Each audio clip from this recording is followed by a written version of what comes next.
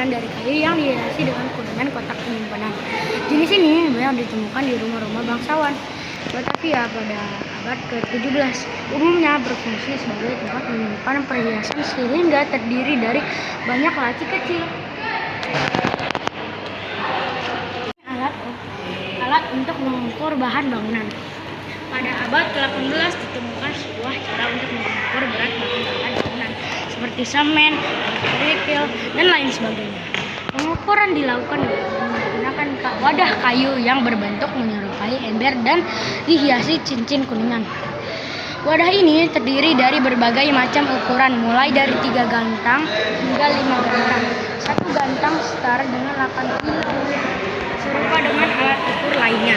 Ukuran wadah ini dibuat berdasarkan perintah dari kepala pemerintah pada masa itu dan dikerjakan oleh seorang juru tera, yaitu Hendrik van der Crep pada tahun 1739. Adalah lukisan Van der Para.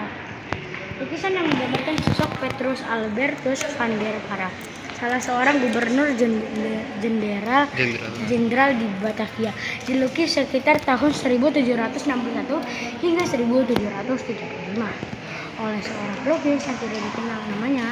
Pada masa Perang Dunia 11, lukisan ini disimpan di rumah Jan Frank, seorang konservator lukisan pemerintah dari sejak tahun 1950 menjadi koleksi dan museum Batavia Lama, sekarang Museum Sejarah Jakarta.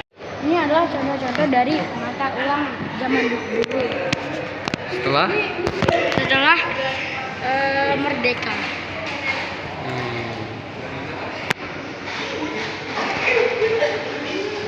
Senjata api pada zaman dahulu. Sejarah senjata api jenis keras Inggris Blunderbuss merupakan jenis senjata yang paling umum digunakan oleh tentara Eropa pada abad ke-18. Dan di sini juga ada senjata api yang lainnya. Berawalnya dari ditemukannya bubuk mesiu di Cina pada abad ke-9. Mereka menggunakan senjata dengan bubuk mesiu untuk melawan tentara Mongol yang menyerang utara Cina. Setelah bangsa Mongol menguasai Cina dan membangun dinasti Yuan, mereka menggunakan teknologi bubuk mesiu Cina untuk keperluan invasi mereka ke Jepang. Lukisan 3 keputusan pengadilan, lukisan yang menggambarkan 3 kejadian pengadilan yang berbeda. Jadi Raja Persia Kambises memerintahkan hakim yang korup Sisamnes untuk dikuliti. Kemudian putra Sisamnes diangkat menggantikan ayah kulit dipakai untuk melapisi kursi hakim.